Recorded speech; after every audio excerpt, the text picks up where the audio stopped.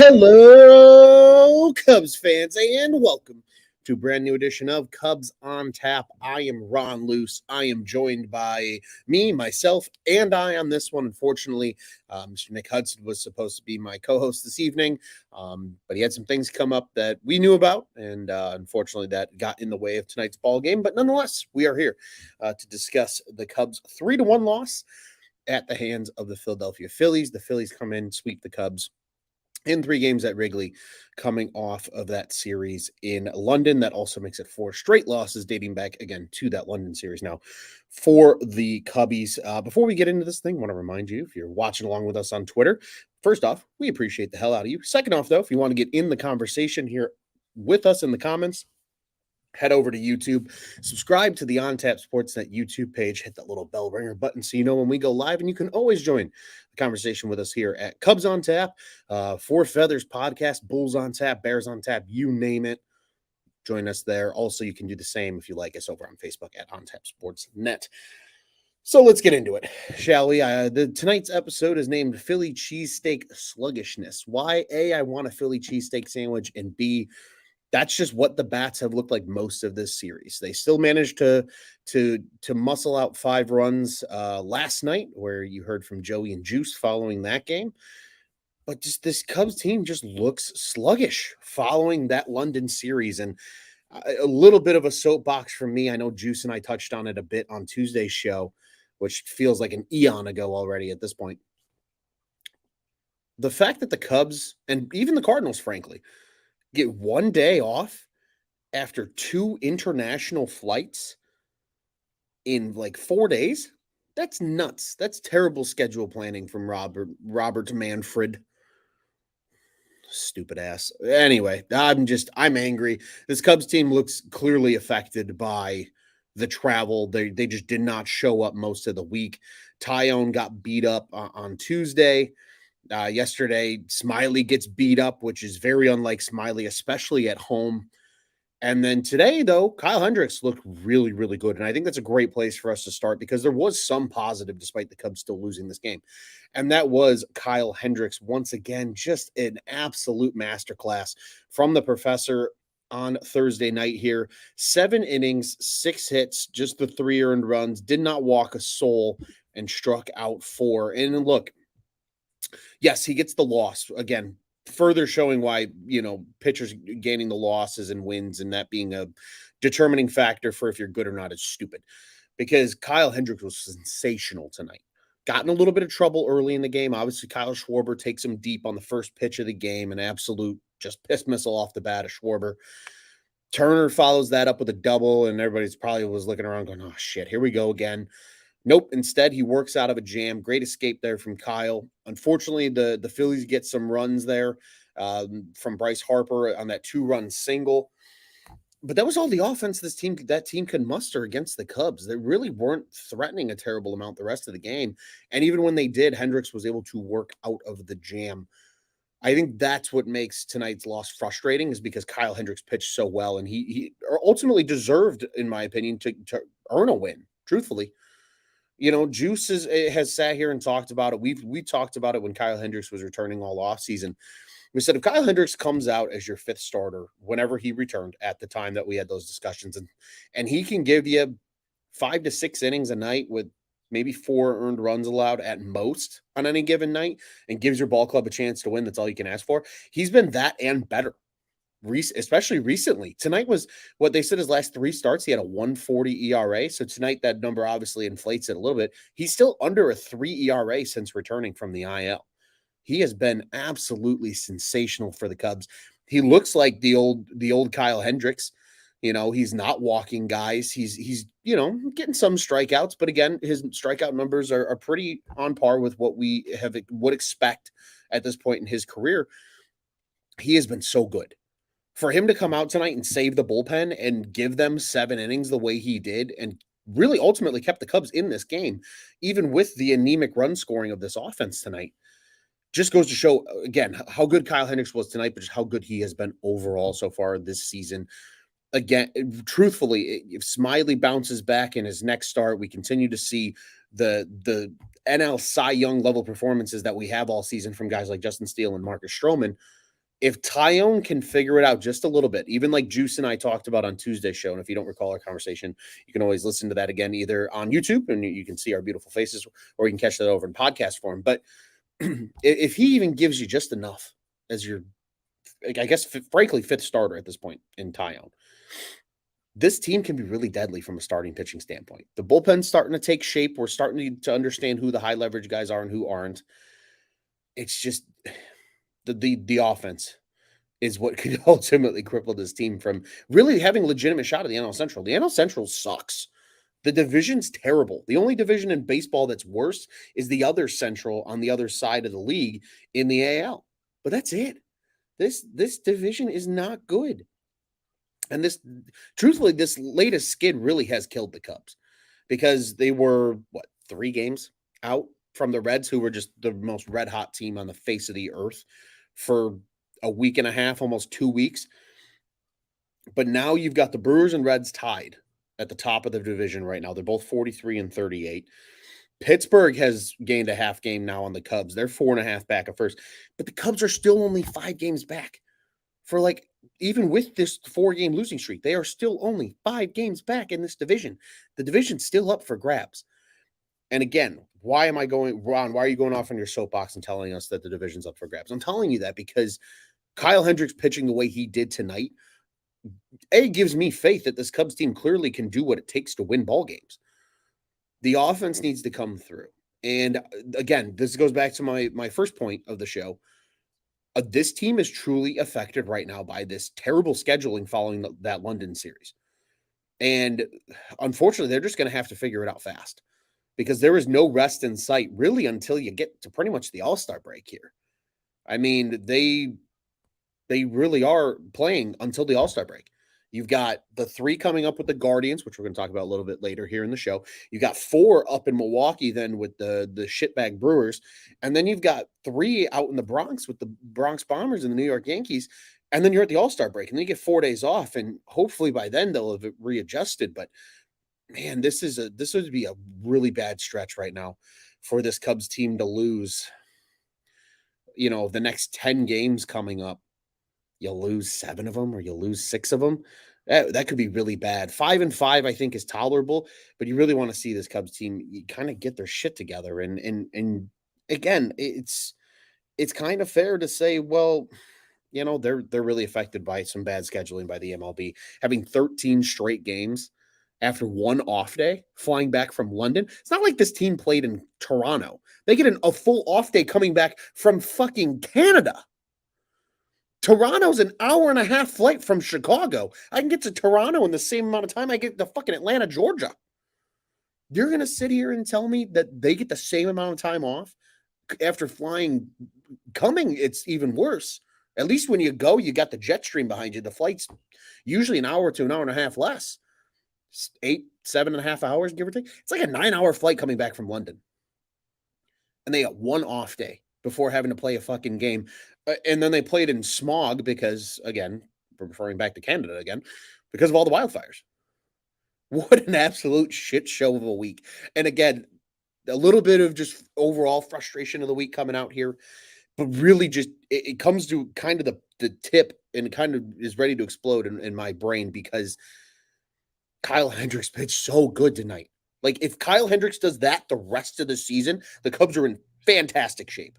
Fantastic shape with your starting rotation. You have 4 guys. Again, Drew Smiley blip on the radar yesterday. 4 guys in this rotation that are consistently going to give you a good start and an opportunity to win every single night they're on the mound.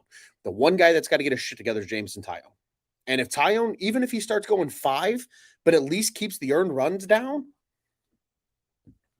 then this team's got all the recipe in terms of pitching to do what they need to do in order to catch the teams atop the NL Central right now. But the bats. Let's transition to the bats here because, again, shout out Kyle Hendricks. Wow, what a game. Honestly, as soon as the Phillies went up in this one, my body language at home was just, oh, shit, here we go. I stayed and watched because of how well Kyle Hendricks was pitching. I looked up, I remember at one point, and I was like, wow, he's only thrown 63 pitches? And it was the 5th inning, I think. I was like, damn, he has really settled in. He's been good. God love you, Kyle Hendricks. I appreciate you because you were one of the few reasons worth watching this game tonight. And here's what's most frustrating because The Cubs still had the same number of hits as the Phillies in tonight's game. Both teams had 7 hits, and the Phillies committed 2 errors. So you would hope that the Cubs offense could take advantage of said errors. They also had multiple extra base hits. Like, this team had tons of extra base hits. It's not like every single, base knock of those 7 was a single tonight and they were spread out over the course of 9 innings and you don't get anything going. Nico Horner had a double in this one. Christopher Morel had a double. Jared Young had the triple that drove in Cody Bellinger earlier in the game. And yet this team just could not hit with runners in scoring position. 1 for 10 with runners in scoring position tonight. That's not going to get it done. And I get it. They're readjusting, but you mustered 5 yesterday. As an offense, they mustered five runs yesterday. If you could have gotten 4 today, again, that was all it would have taken. It's just, it's so frustrating. But one thing we can say offensively, positively about them tonight, the lineup, it's a good looking lineup. I like that lineup. A lot. Talkman had a rough night though, 0 for 5 with 3 Ks. But Nico Horner was 2 for 4. Christopher Morel was 2 for 3. Hap had a rough night. So did Swanson. They were both 0 for 4. But, Cody Bellinger had a nice night, had the 1 hit, also walked, was on base plenty. Amaya had a base knock. Young had the big triple. There was opportunities for this Cubs team to score because of, again, men in scoring position. It wasn't even, again, it's not like, oh, it's a single with 2 outs in the 4th and then the next guy just flies out and it is what it is. There's no threat there. Extra base hits, guys in scoring position, and this team just pissing down their leg, not being able to get it done. Dansby Swanson, unfortunately, hate to call him out. Guy's been really good all season long. But that is a perfect example where you have 2 runners on in scoring position. You got to come in the clutch there and deliver. And right now, Dansby is not delivering. He's not delivering. 764 OPS right now for Dansby Swanson. And it's kind of come down. He's been a little cold. It is what it is. But you'd love, again, that 1 base hit potentially changes the outcome of the game. They had the opportunities. You had runners in scoring position. 1 for 10. 1 for 10. That's the number that sticks in my brain with this Cubs offense tonight. It wasn't for lack of having guys in scoring position. They were getting the extra base hits. They were moving guys around. Guys were walking. Guys were going first to third. They just could not, for the life of them, drive the runs in. And hopefully that changes in the upcoming Cleveland series, because if it doesn't, they're not going to be in good shape. But you'd hope it changes then. Quickly to the comments here. Our boy, Mr. Scott Crawford, as always, joining us. He says, Madrigal is slapping the ball over the field and he bunts. WTF. And maybe that's something that we can go back to and have that discussion that we've had before with, how much of that's coming from Ross. And, is he asking for weird shit and weird scenarios? Maybe part of that was just because this team couldn't drive guys in, that they're just trying to do something different. I have no idea. It was puzzling. I agree with you, Scott. This Cubs offense feels anemic right now, at least from scoring runs. Again, they're getting base hits. They had 7 base hits tonight, same amount as the Phillies. But there's no slug. But tonight's case, you get extra base hits, and then you can't drive runners in when they're in scoring position. It really sucks. You know what doesn't suck, though, has been Jared Young. I have genuinely enjoyed Jared Young at the big league level. And I know Scott's going to appreciate this. All of those that are in Iowa that listen to us, that listen to our friends over at Dingers, are probably appreciating seeing him in the big leagues as well. He's been good. He's been really good. And I'll tell you what, his positional versatility is something this Cubs roster desperately needs right now. We got to see Belly back out in center field tonight. Talkman took over right, especially with Suzuki dealing with, some injury again. If the guy could just please be healthy for the love of it, just for a little while this season. So it's nice to see, knowing that, okay, Mervis is still getting those everyday at-bats down in Iowa, right? He's getting that progression that he needs, because he's only really played 2.5 seasons, not even, probably 2 full seasons now of minor league ball. Jared Young's been around the block for a little bit, and it's good to see him get this opportunity. But he's got some of that versatility, right? He can play a little bit of third. He's done it before. I think he's played a little bit of second down in Iowa. He's played a lot of first, which is where we saw him tonight, which is great because, again, there's a competent first baseman not named Trey Mancini playing first base. He brings a nice dimension to this team and a bat that's providing a lot of pop. He had the triple tonight. He had the home run yesterday. He's looked really good, and he's just taking what he's done down in AAA Iowa. He's been hitting over 300. He's been slugging, I think, over 600. He's been really, really good. His on base is over 400, and carrying that to the major league level. A guy that needs to be in the lineup every single night right now. Not Trey Mancini, not. I mean, I know you're kind of stuck with guys like Madrigal and some of the other guys. Young needs to be in the lineup every single night, whether it's as a DH or whether it's as a first baseman. He needs to be in the lineup. And don't put Trey Mancini at first base because you want to DH Young and you want to give Bellinger or somebody else the night off. No. If anything, Mancini is a DH if he is in the lineup. And let Young play first. If Belly's healthy enough to play center field, especially right now with Sayab dealing with some issues, let Talkman play right, let Belly play center. And let Young man first base. He's looked really good. He's been a very nice surprise. And I've enjoyed watching him. It was fun to see him knock that ball, into the gap or into the right corner for the triple. It was fun seeing Belly run the bases. He looks healthy after how he's run the bases tonight. He looks healthy. Probably the healthiest he's looked since he's come back, which has been great. Again, it's games like these that are really frustrating, I think, for a Cubs fan. Just kind of going back to a little bit of what I said earlier. Incredibly frustrating because this team did a lot of the things that they could have done to get the W tonight, and it just didn't work. And they couldn't come in the clutch when they needed to. They couldn't drive in runs with, again, men in scoring position. You're getting extra base hits from guys. You're getting on base. Men in scoring position, you got great pitching tonight. In totality, Merriweather and Leiter Jr. came in and looked really, really good as well. Just nothing there in terms of creating runs. It's a little frustrating. Nonetheless, Tyler, miss you, buddy. Hope you're doing well. It says, for the love of God, someone take Mancini's first baseman mitt from him and never give it back. Yeah, just put it in the Cubs Hall of Fame at this point. It'd really be interesting. Scott also says, honestly, the Cubs have too many 225 to 260 hitters with no power. They need to make some tough decisions and cut a few to see if the young guys can give you more power. I agree. I think that's why we're seeing a guy like Christopher Morel hit a lot more now in upper parts of the lineup, hitting that 3 spot, trying to provide some of that pop in that opportunity. And it's been really nice to see that they are starting to give some of these young guys an opportunity. Again, I think giving Jared Young an opportunity, he's showing that he's got the pop, especially lefty pop, right? That's something that outside of Bellinger, the Cubs have not had much of this season.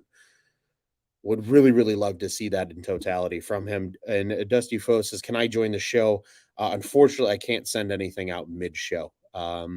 Maybe another time, though. Appreciate the interest. But happy to know any thoughts that you have if you want to post them in the comments, and we'll read them here on the show.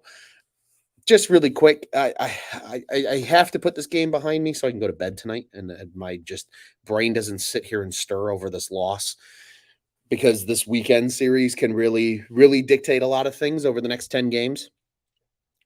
The Cubs did a lot of good things tonight. Like, it wasn't just a total wash despite the loss.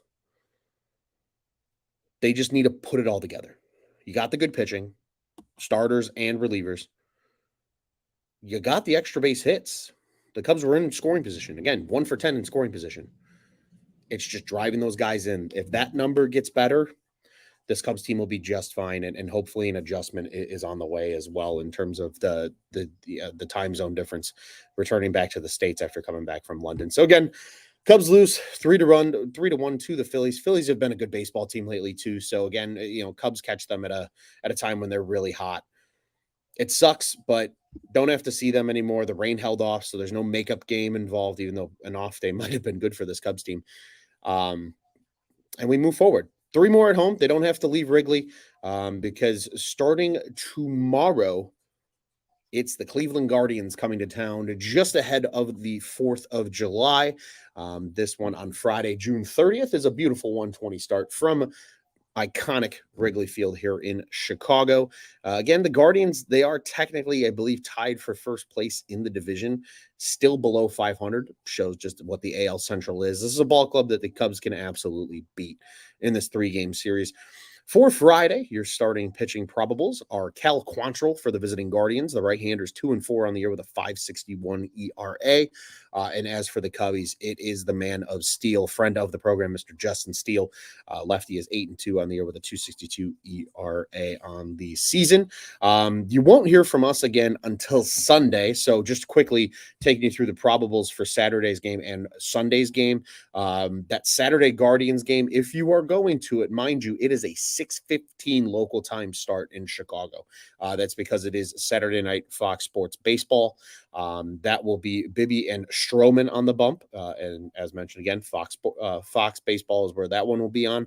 6:15 local time start here in the Chicagoland area. And then Sunday's game is back to a 1:20 start. That one will be Savali versus Tyone. Hopefully Tyone can get it together and the Cubs can do some damage offensively in that one on Sunday. And then they will vamos north to Milwaukee for a 4-game set beginning on Monday against the Brew Crew. What do the Cubs need to do on Friday? What do the Cubs need to do in this series? Hit with men in scoring position. They showed tonight they can get them there. Hit with men in scoring position. And hopefully continue to get good pitching. You've got your top 2 dogs going in 2 of these 3 games in this series with Steele and Stroman on back-to-back days coming up. Hopefully Tyone does enough to keep the Cubs in the game on Sunday. Again, the Guardians are not an atrocious baseball team, but they're not a great baseball team. This is a team that the Cubs can match up with and the Cubs can beat, especially when you're at home at Wrigley. You have that advantage. You got some day games involved. Maybe that helps with them getting some rest. Obviously, quick turnaround from tonight to tomorrow, but then you have the long gap until Saturday night, and then again, quick turnaround, but then a day game in Milwaukee on Monday. This team needs to hit with runners in scoring position. To me, that's the biggest thing. They're playing fine defense. The pitching has been good enough. You had 2 blips on the radar in this Phillies series, but I think Smiley gets it back, and I think Tyone can be better. You saw it with Hendricks tonight. He was great. The bullpen was solid tonight. Just hit with runners in scoring position, and they've got a chance to at least take 2 of 3 in the series, if not sweep the Guardians. Again, a team that is not atrocious, but they're not great either. Take care of business, get the job done. You got 2 of your best 3 pitchers going in this series as well. Take advantage of that. Truthfully, that's what I'm seeing here with the Cubs as a preview for this one. Fly the W player. I know we've been very sporadic keeping up with that all season, but the guy that I'm going to take in this instance right now, I'm thinking about who can really inject some life into this team. I'm going to take Christopher Morel. I think Morel is, again, he's that spark plug. He's got the power, as Scott mentioned earlier. They need some slugging. It's supposed to be hot as shit in Chicago. The air quality is getting better now that the storms moved through and have blown some of that smoke eastward.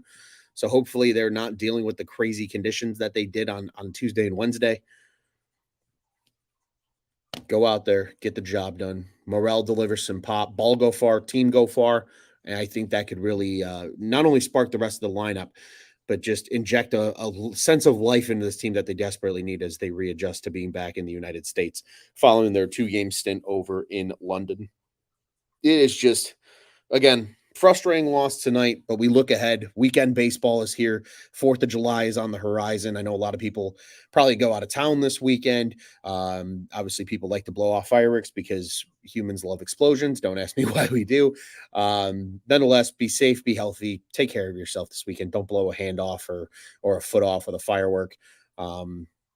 Still have fun. We'll always condone having fun here at On Tap Sportsnet and at Cubs On Tap. Hashtag crack them with your friends and family, but just again, be safe, be responsible, and everybody come out on the other side with a fully constructed body and no limbs or digits missing after a weekend of war zones, and also just remember those two that get triggered by stuff like that, those that served, those that just have special needs in general. Again, not saying don't have fun, but just keep people in mind as well over what's usually probably a very tough weekend for a lot of people, just as much as it is fun for a lot of people as well. Well, ladies and gentlemen, before I wrap up and get out of here, I want to remind everybody Cubs on Tap is one of two podcasts here for the On Tap Sports Network covering the Chicago Cubs. Check out our friends over at Dingers. The Dingers podcast was live on Monday night right here on the On Tap Sportsnet YouTube channel. Again, make sure you subscribe. You hit that little bell button. You'll know when all of our shows go live. The boys do a great job every Monday night, right around that 8 o'clock to 8:30 hour is when they go live. Be sure to follow them over on Twitter and Instagram at Dinger Cubs as well. Be sure to follow us as well at Cubbies on Tap on Twitter and Instagram. I am at Loose on Tap. Follow all the other boys as well at Juice on Tap, at Joey Knows Nothing, at Teddy Freddy 270, at Nick _on Tap, and at Bulls Guy Rob. A lot of our latest Cubs articles have been prospect related. Rob's done a great job writing those up and making sure you are in the loop with the Cubs prospects around the farm. And you guys know the drill. Bears, Bulls, Blackhawks. Very busy day over the last 2 days with Blackhawks. If you've seen my name coming out from On Tap Sportsnet, it's been usually Blackhawks related. The NHL draft was just over the last 2 days. Blackhawks had 11 total picks. They made a couple of trades as well outside of the draft. Busy, busy day. NBA for the Bulls boys. NBA free agency opens tomorrow, or if you're listening to this on podcast, today on Friday, and then Saturday is NHL free agency. Busy weekend coming up for those two Chicago sports teams, and we're in the lull right now for the Bears. But the Bears boys will be back next week, and we'll be recapping our little guest series that we had throughout the month of June. And we'll be gearing up, getting ready for training camp because I think everybody in Chicago is excited for football season. And yes, Cubs fans, you know the drill. They won today. So send your friends to our friends over at Sox on Tap as the boys do a great job covering the South Siders. Once again, ontapsportsnet.com, at ontapsportsnet on social media, the On Tap Sports Network. Go ahead and check out what's on tap in Chicago sports. Cubs get swept by the Phillies. Time to put it behind them. Hit with runners in scoring position. 3 against the Guardians coming up this weekend. Day game, night game, day game in order, respectively, Friday, Saturday, Sunday. The Stroh Show and Steele are on the bump this weekend, not in that order. Steele taking them out on Friday, Stroh Saturday. Let's get a series win. And as always, fuck the Cardinals.